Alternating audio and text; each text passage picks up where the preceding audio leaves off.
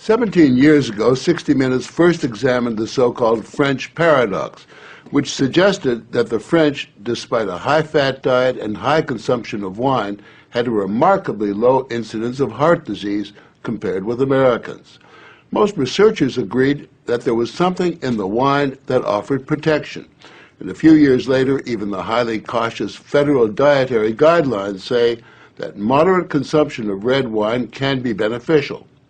Now, scientists across the country have identified a substance in red wine called Rerveratrol that they believe might do more than just protect the heart, but could, in very high concentrations, significantly extend life by preventing a number of age-related illnesses. If they're right, we all may soon be taking a pill that could give us an extra decade or two of healthy old age.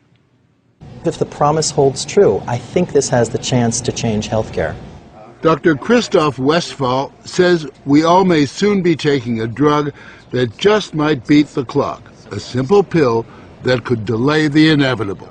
Our goal is to prevent and forestall many of the diseases that strike us as we reach 50, 60, and 70, all with one pill. What you're suggesting is there's some kind of rejuvenation drug that turns a 70-year-old into a 35-year-old. That might be pretty hard to do, but I think if we're on a train heading one direction, we can slow down that train. I think we can slow down these genes that control the aging process. That quest to put death on hold began in 2003 when Westphal met David Sinclair, a biochemist at Harvard, who was studying the genetic components of aging. 5 years ago, I met David, and he had shown that you could extend lifespan in yeast. That's pretty exciting. Now, if you happen to be a yeast, it's very exciting. Yeasts are one thing, human beings are more complicated. So Sinclair focused on a gene present in almost all life forms, the sirtuin gene. It's normally inactive, but when it is active, Sinclair believes it triggers a survival mechanism that extends life. Convinced that something in nature could activate that gene, Sinclair randomly tested thousands of compounds. And bingo, he got a hit, Rerveratrol. When I Googled this Rerveratrol, I was shocked to find that red wine was the top hit. Red wine is brimming with Rerveratrol. It's found in high concentration in the skin of the grape and seems to play a role in protecting it from invading bacteria and fungi. Were you aware of the research into red wine that it offered certain health benefits? Oh, sure. I mean, that's why I almost fell off my chair when the link was made, and I thought that this was a potential explanation for the benefits of red wine. Convinced they were on the verge of a major scientific breakthrough, Sinclair and Westphal launched Certris, a Cambridge, Massachusetts research company. They, along with a handful of other cutting-edge biotech companies, are developing Rerveratrol-based drugs that they believe zero in on the longevity gene. The important news here is not that we found something in red wine.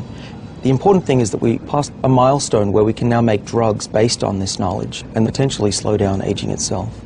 Everyone from plastic surgeons to your friendly snake oil salesman have been promising a ticket to eternal youth for some time. So the prospect of a prescription pill based on red wine that could trigger a longevity gene sounds too good to be true. And yet, scientists have actually known for years of one surefire way of doing that. Stay hungry. We have a pill that can mimic many of the effects of calorie restriction or exercise. So one could be very healthy and obese at the same time. Our goal is healthy individuals, ideally via lifestyle, and if that doesn't work, we believe that we'll have a pill that can mimic that. A pill that in effect diets for you. A pill that turns on the survival gene. And what we're trying to do with our drugs here is to put the body in a defensive state, to ring the alarm bells and get the body to defend itself, instead of dieting to set the alarm off, pop a pill. The pill is a highly concentrated form of Rerveratrol, a virtual vineyard of healthy living. How much red wine would you have to drink to get the kind of Rerveratrol that you're using? The sad news is that you'd need to drink about 1,000 bottles a day of red wine, which I don't recommend. The pill itself may not extend lifespan, but could prevent the diseases of aging. Alzheimer's, diabetes, heart disease, even cancer. What we're talking about is activating the body's natural genetic defenses against diseases, and that's very powerful if we can harness that. Resveratrol has been tested on mice and the results have been encouraging. In this test video provided by Sertris, both of the mice have been fed a high-fat diet for 12 weeks. But when placed on a treadmill, the mouse on the right ran twice as far. He was taking high concentrations of resveratrol. You have fat mice and you have fat mice with resveratrol, and the ones that are on resveratrol, they can run twice as far and they live longer, about 20% longer. Other studies showed that among mice fed a high-fat diet, those given resveratrol didn't gain as much weight as those not given the drug. Sinclair believes that resveratrol actually changes the physiology of the mice. The proof, he says, is in the post-mortem. Their organs looked pristine, youthful, fat-free, and their physiology was just like they were dieting, but they were fat.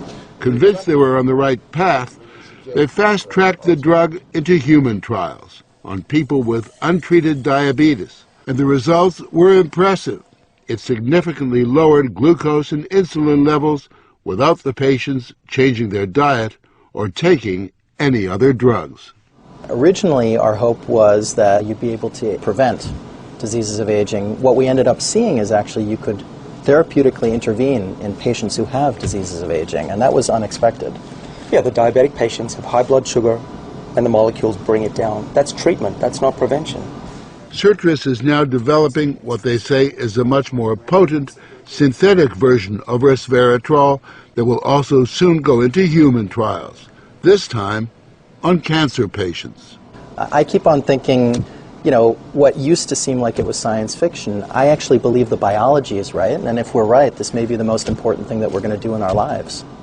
Possibly, but it is important to remember that 9 out of 10 drugs that look good in mice ultimately fail in human trials.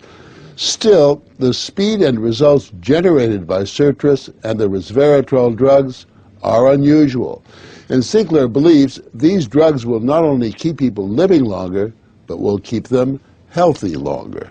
What we're talking about is potentially making a 90-year-old as healthy as a 60-year-old. A 90-year-old can play tennis and see their great-grandkids graduate from college. People will live active, healthy lives and then die quietly in their sleep, and that's really the aim here with these medicines. Are we on the edge of maintaining active lives into our hundreds, for example? Well, we've certainly passed a corner in terms of the science, and someone's going to achieve it, and if it's not us, it's going to be someone else. But the question that most of us want answered is, when do we get this pill? I would say 5 years, to be conservative, that this will happen within our lifetimes. I'm fairly certain about that.